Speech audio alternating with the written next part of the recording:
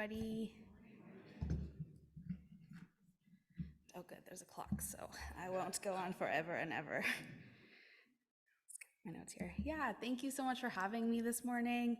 And Donna's call to worship was so beautiful and perfect, and just setting up a lot of the things that I want to share about today as I talk about move-in. And yeah, I'm the only one talking, but David, my husband, and I are part of it together.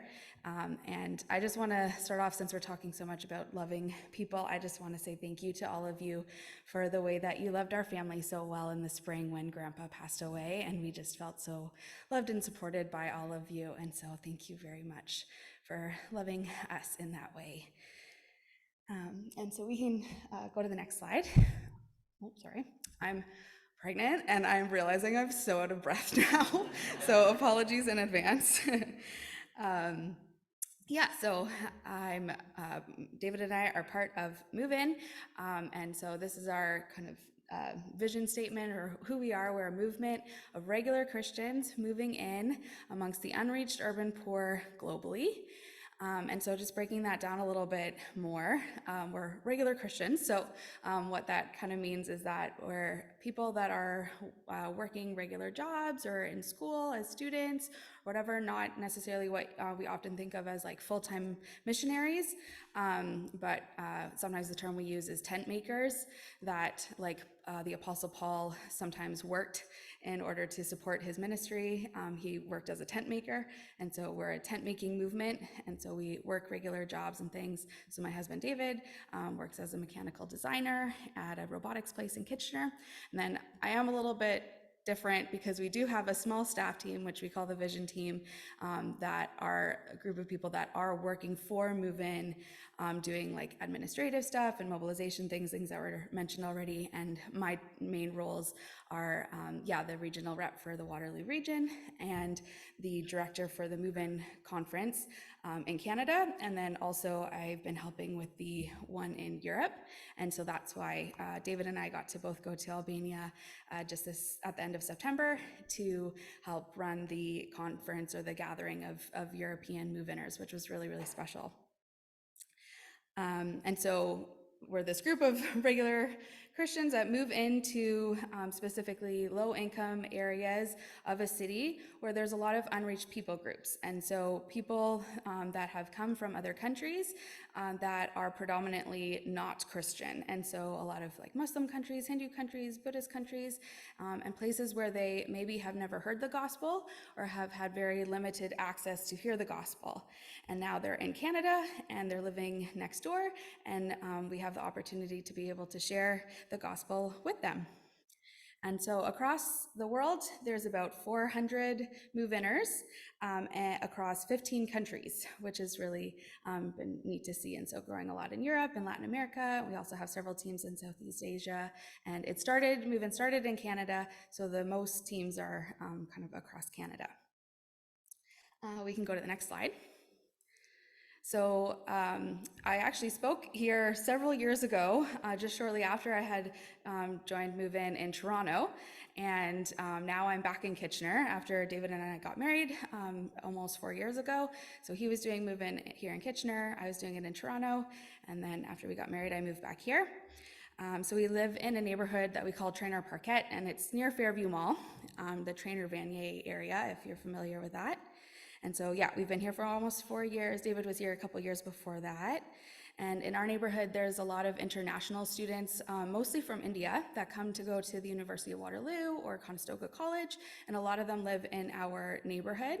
And there's also a sprinkling of other countries represented in the neighborhood, a number of families, especially from Nepal. And so it's kind of neat being in this lovely, diverse neighborhood. And I'll share some more specific stories about some neighbors a little bit later. But also on the screen, you can see our team. And so there's David and I, and then there's another couple, Aizu and Ruchika, and then two other guys, Josu and Nick.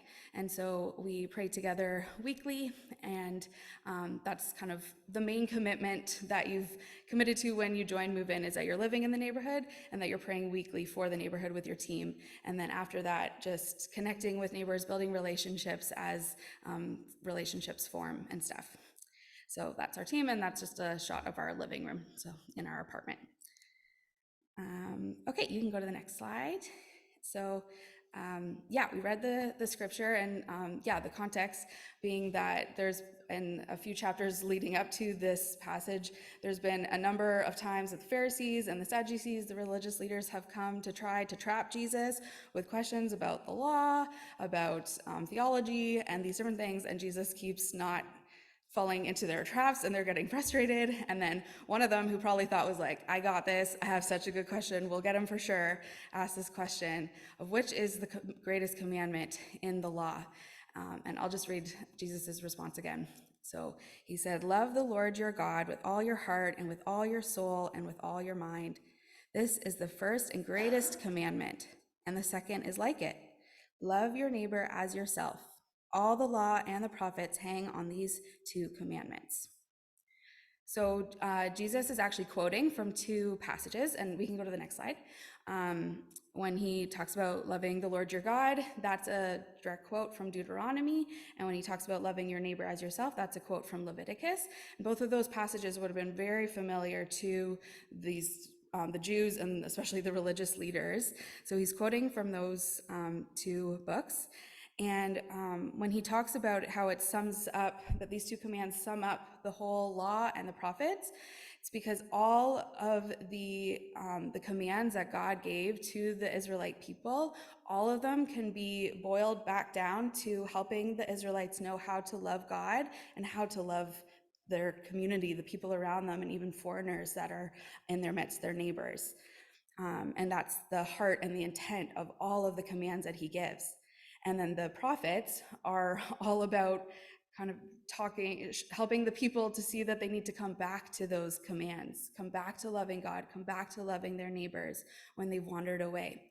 And when God gives these commands in those books of the Mosaic Law and everything, then he also gives promises to the people of Israel that if you are loving me and you're loving the people around you in these ways that I've commanded you, you're going to be able to enjoy peace in this land that I've given you. You're going to have peace amongst each other and good relationships. And that you'll just be enjoying the relationships that are meant to be between me, God, and you amongst each other. But then, unfortunately, what we see is that they do not follow the commands and the ways that God has given them to be in good relationship with each other and with him. And then we see everything starting to break down. And so as they fall away from God, they rebel against him and turn to other gods, then he warns them a billion times. He's a very good parent, but they keep disobeying. And so then he allows other nations to come in and attack. And then suddenly they're not able to enjoy peace in their own land. They're taken away into captivity. They're in exile. And also even before that, as they fell away from the commands that he had given them of what it looks like to be in right relationship in their community, then there's injustice that starts coming. They're enslaving one another. They're having civil war. The tribes start fighting amongst each other. And so all of these broken relationships start forming. And it's very sad to see. And so ultimately, this is the problem that then happens, is that there's these broken relationships with God and with the wider community. We can go to the next slide. And so we see in both the way that God set up his commands and saying, love me and love people and all of that. And we see in the way that the Israelites did not do that, that there's this deep, deep connection between loving God and loving people, that those two things God is designed to go hand in hand. And First John actually talks a lot about this. It's a very stabbing book. There's a passage that says, if we say that we love God, but we hate our brother and sister, we're a liar. And so God takes it very seriously. That is like, if you love me, you need to love the people around you. And it also, First John also talks about God being the source of love, that as we're connected to God and loving him and in right relationship with him, then he's teaching us how to love people, and he's showing us what love looks like. And so it's this cycle of loving God, learning how to love people, showing that we love God by loving people, and it's this cycle. And this just little like image that came to mind as I was thinking about this that I thought some of you might enjoy, because I know there's a lot of good bakers in this community, is like a pie or baked goods that has a lot of ingredients, but you put them all together and they bake and they're like melded together to make this thing. So this pie or whatever, that's delicious and good, and it's what the baker intended it to be. But if you try to separate out some of the ingredients or remove things, then it becomes less of what it was supposed to be. It becomes either a really bad pie or just something else entirely.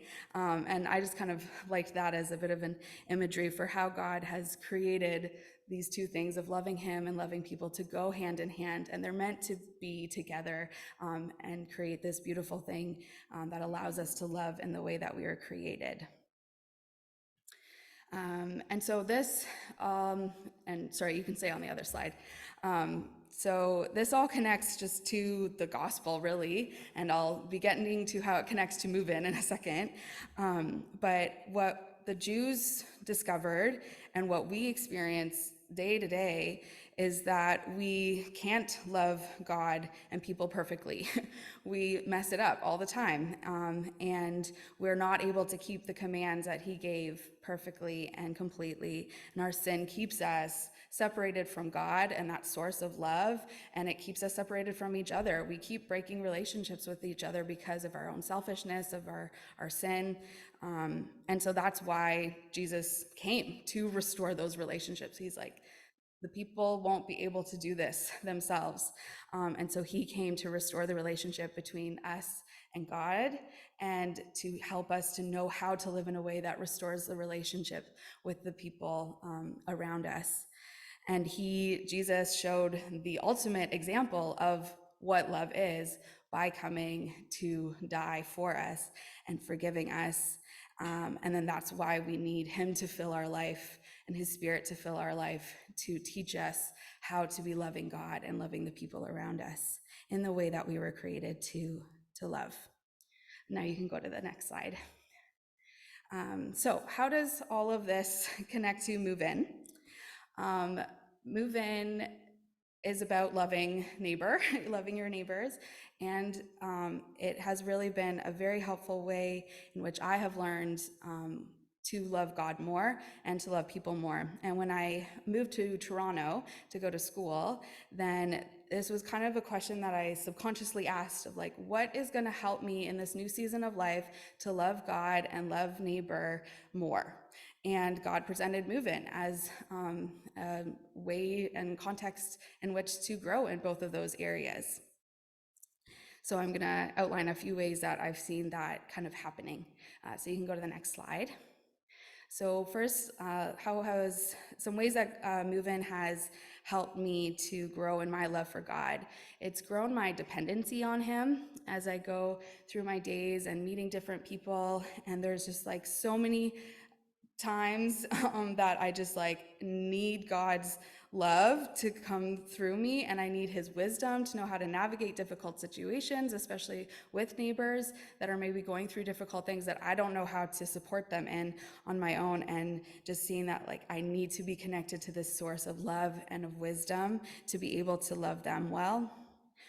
We also have our weekly prayer meetings, and so it's this like weekly regular time of just coming before God and remembering like, yes, I'm in this neighborhood and I need you, God, to be giving me your heart for this neighborhood. I need you to give me wisdom to know how to love people. I need creativity for how to connect with people, and just that regular reminder that I need God to be present in my life and in my neighborhood.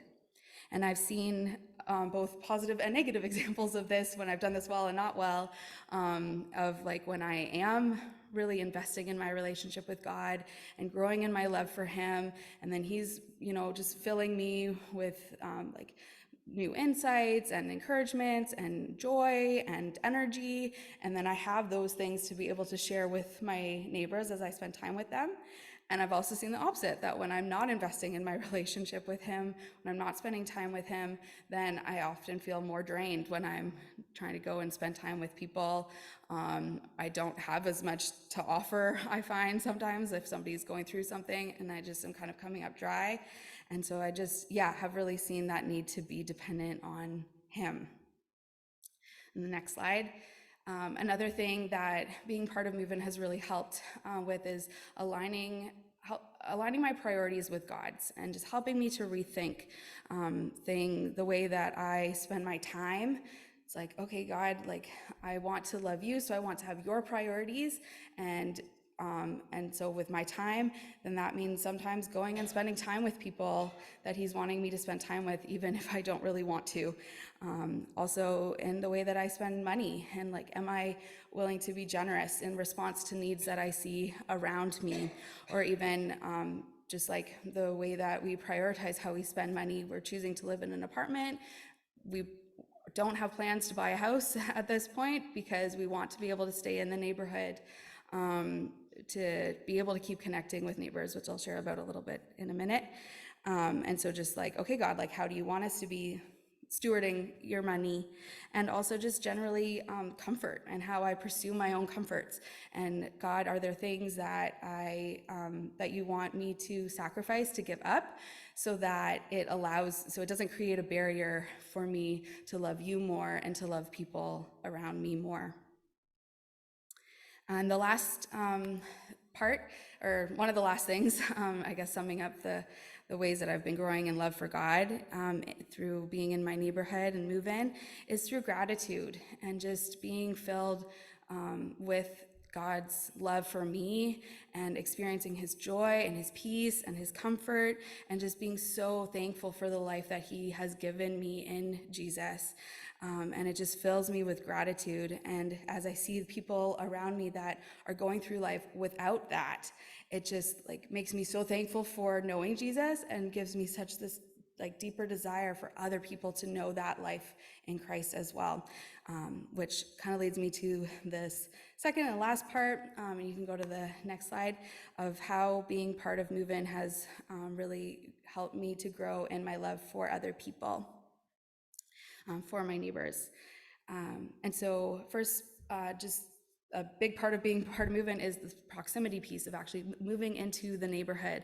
And it's been really helpful, because it's hard sometimes to love people well or deeply if you don't know them. And so being in the neighborhood has just opened up opportunities to meet people and really get to know them, get to know their needs, get to know their heart, to be able to love them well.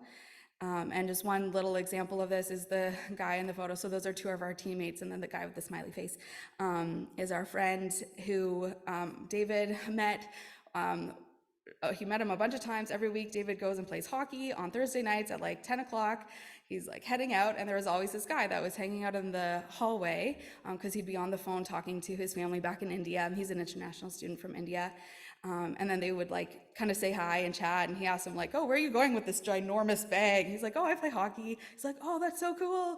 And so then they would just chat, and then eventually David invited him to come over for a games night with some of our teammates, and he just shared that, you know, he had been feeling really lonely because he had come to Canada a few months before. He came in the fall, which is like the worst time because you just head into winter and it sucks for people that are coming from warm countries especially, and he just hadn't met a lot of people and was feeling really lonely. And so it just was neat that just being in the same space, literally passing each other in the hallway, opened up opportunity for relationship with him. And then there's also sometimes challenges that come with being in some of these lower income buildings. But being here and being in close proximity, it helps us to be able to relate more to our neighbors, and then also to be able to be part of creating the space that we want to live in, and also that will be a nicer space for our neighbors to live in. And so just a tiny example is like the washing machines and stuff down in the laundry room are often broken. And so David, who's a champ, and he's the one who does the laundry all the time, because I complained in our first bit of marriage about how I hated going down the stairs with the laundry all the time. And then he just started doing it. It was lovely. So he sees when the washers are broken. And so he's just been like on the ball of just filling out maintenance requests whenever they're broken. And we have a good relationship with the building managers, so they seem to respond to our maintenance requests quickly. And so it's just like this small thing that we can do to like help both ourselves, because then we have nice like working washing machines, but also for our neighbors that maybe don't know how to fill out the maintenance requests, or maybe have tried to do it in the past and have been kind of ignored or whatever. And so, yeah. And then the next slide, community. So sometimes there's different ideas of what it means to love neighbor as ourselves, but one way that has been helpful for me to think about it is just wishing for or desiring for my neighbor the same things that I desire for myself, and working for those things for them. And so I have a wonderful family, I have a wonderful community of friends and church around me, and I want that same thing for my neighbors, who a lot of them have had to leave their families and their communities in their home countries and come to Canada and are starting from scratch. And so it gives us this opportunity to kind of become family and become community for people who don't have a lot of people here.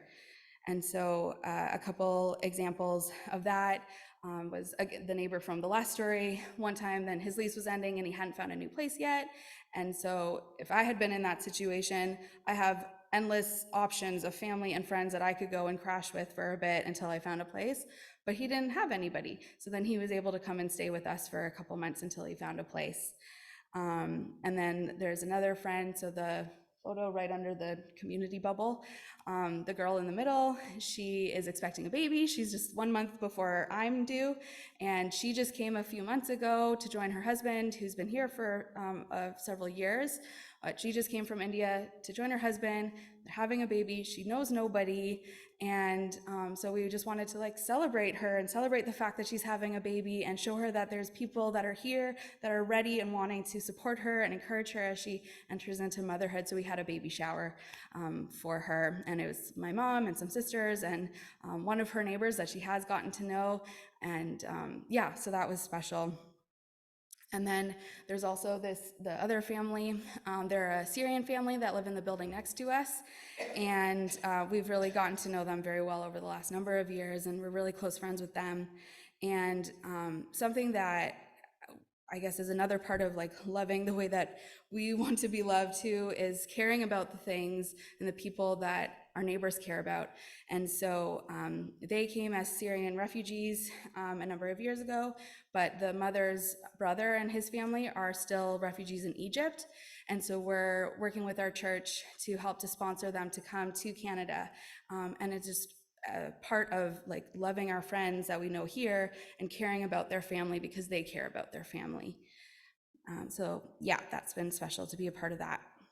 And then lastly, the next slide is salvation. And this is lastly, but last night when I was practicing, I said lastly, but firstly in importance is salvation. And just like I was sharing kind of that summary of the gospel earlier of like, yeah, being able to experience restoration and relationship with God and people because of what Christ did, and experiencing all the joy and the hope and the love that comes from that, wanting that for my neighbors, many of whom have never heard it before. And so just being able to be in relationship with people in order to share about Jesus's love with them is so powerful, and being in the neighborhood has just like opened up opportunities to do that, which has been so special. And so yeah, that's I think like the biggest way that I'm just continually growing in love for my neighbor is just growing in this desire to share about Jesus's love for them. So in closing, the last slide there, I just want to leave us with kind of these two questions. So as we go through our day-to-day, then often the questions that I am asking and need to ask more is like, is this thing, this activity, this choice, this attitude, whatever, helping me to love God and love my neighbors more or less? And kind of thinking about that and then making a conscious choice to like, okay, I want to grow in love for God and love for my neighbor, so I'm gonna choose to do this or not do this thing based on whether it helps or hinders me. And then also that question that I mentioned earlier of like, what would help me to love God and love my neighbor more? And maybe that's like small daily things of like spending committed time with Jesus each day, and calling a specific person each day to check on them or something like that. Or it could be a big thing of like a move to a different place to be able to be connecting more and being in more relationship with people, or just like loving God by obeying something that he's been calling us to. And so I just kind of, want to leave those questions with us to be asking, how can I be growing in my love for God and my love for people? And you can go to the last slide there. So I just want to thank you so much for letting me to come and share a bit about Move In and just like my journey with it. And feel free to chat with me more if you'd like. I brought a few little info brochure things. They're on the offering table at the back. Feel free to take those. And thank you so much for having me.